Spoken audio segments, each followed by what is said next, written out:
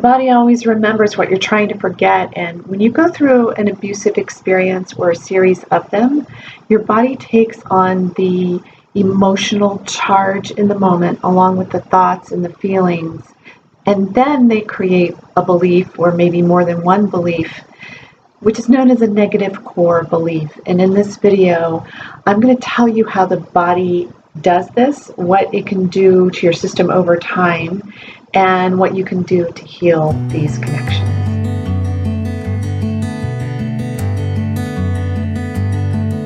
I'm Dr. Meg Haworth, and I help women survivors of abuse heal their bodies with holistic wellness solutions, including transpersonal psychology, also known as holistic psychology, and as a holistic nutritional chef, I help my clients support their bodies during their healing process with foods that heal the body. I'm also the best-selling author of Get Well Now, Healing Yourself with Food and the Power of the Mind, and I'm an international speaker. But enough about me. Let's get back to your body and how it holds the memory of abuse. The body is brilliant, and so is the mind, particularly the subconscious mind. And I think that the subconscious mind serves to protect us in every single way that it can. The problem is that often the subconscious mind is protecting us in ways that are very misguided. It doesn't think in the same way that the conscious mind does. Like, have you ever had an experience in which you realize that you're reacting in a way that makes zero logical sense to whatever it is that's going on?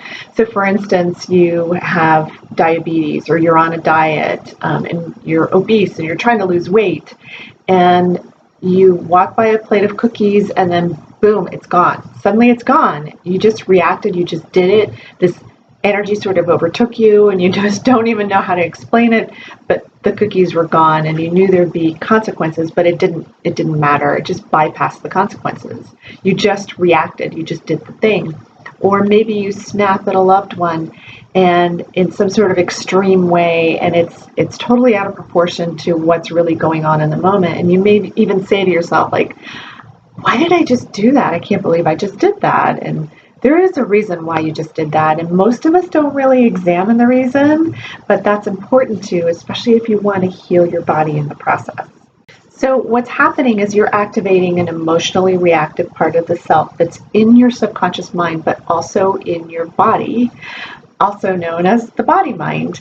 And the body, basically, it has a mind of its own, so it has its own way of thinking of things. So it's like you're storing this emotional charge from past experiences in your body, which drains your physical body over time. And eventually it can result in illness. It can result in persistent symptoms like headaches or skin rashes or joint pain or things like that eventually may spill over into some sort of chronic illness. Now, it's the emotional in conjunction with food and environmental influences that can come together to create these kinds of illnesses.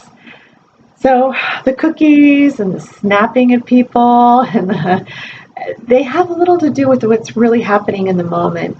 These reactions may be traced back to the past, when you were abused or neglected as a child, or even as an adult if you were in, say, a narcissistically abusive relationship.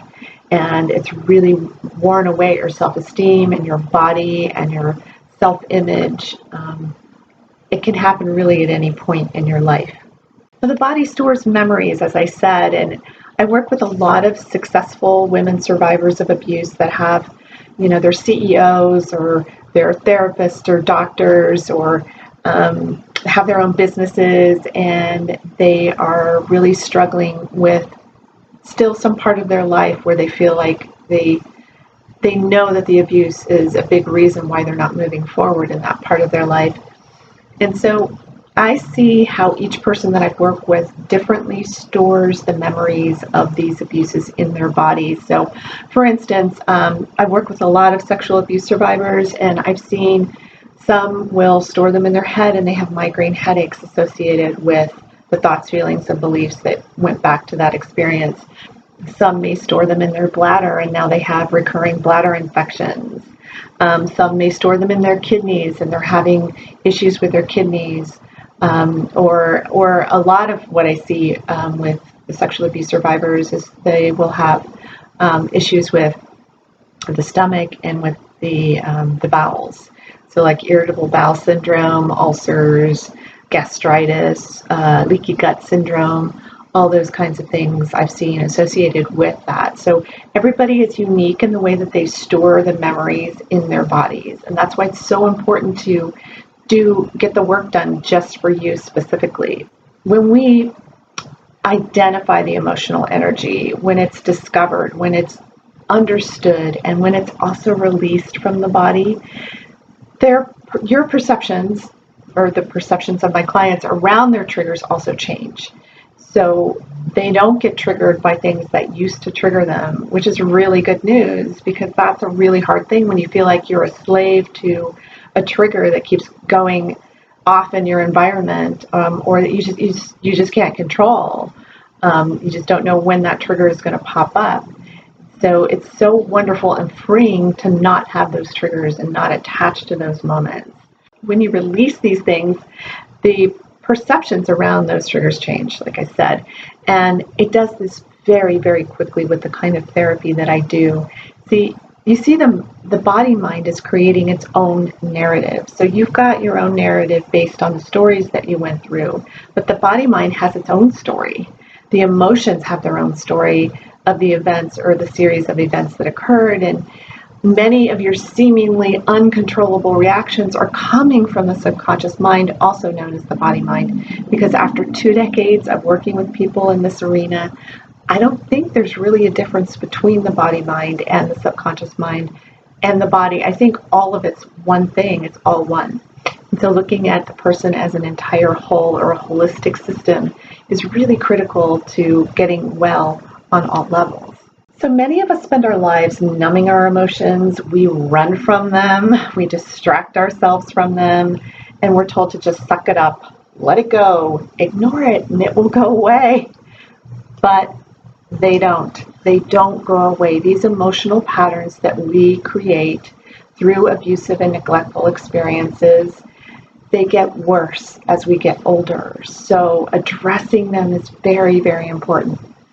And so what do you do about that? How do you address them? Address them in a holistic manner. First of all, stop running. Oh, this is the hard part, to stop running and to be able to start sitting with the emotions and what's happening inside of your body. Stop thinking of these, and this is really, really important, stop thinking of them as negative emotions that you've just got to ignore because you are always told to do that. It seems to be working, but it really isn't. So what I want you to do is I want you to begin to think of these negative emotions as teaching emotions. Now, they're here to teach us something about ourselves, something that we may not know on a deeper level, something that the subconscious mind is holding, if we'd only listen to them. And when we do, we give these parts of us that create the most havoc in our life exactly what they really want. They want the same thing that you want. They want to be seen. They want to be heard. They want to be understood. And ultimately, they want to be loved.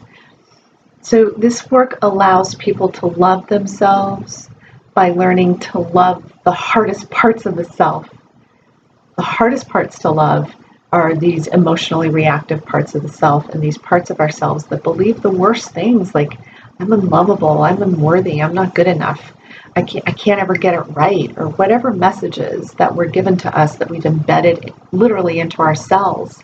And we keep rehearsing these over and over and over again. So these emotional reactions are running the show of our lives, and ultimately they're hurting us, they're hurting you. And they don't have to be running your life anymore, which is a really exciting thing to understand. So if you're looking for a very targeted, rapid-acting kind of therapy that goes deep, fast, to help you release the negative core beliefs and emotions that you're holding in your body, then just book a free call with me. And if anything in this video resonates with you, go ahead and book a free call with me. The links are in the comments and in the description below. And let's just see if we might be a good fit to work with each other. So you can spend decades in traditional therapies. As a patient, I was in psychotherapy for 15 years before I found transpersonal psychology. And you can spend all of those times spinning in your stories about the abuse, the neglect, and the things that you went through. Or you can spend 3 to 9 months clearing it up with me at a fraction of the cost. So if you're motivated to heal your history, your body, and your overall health and well-being using food and the power of the mind and heart, then just check out the links below, like I said in the description, and book a free call with me. And for more life-saving information, you can go to my website at meghaworth.com. You can check out my blog, you can check out my books, you can check out the videos on this channel. I have lots of videos for you. Thank you so much for listening to this video, and I hope that this information will help you get well now.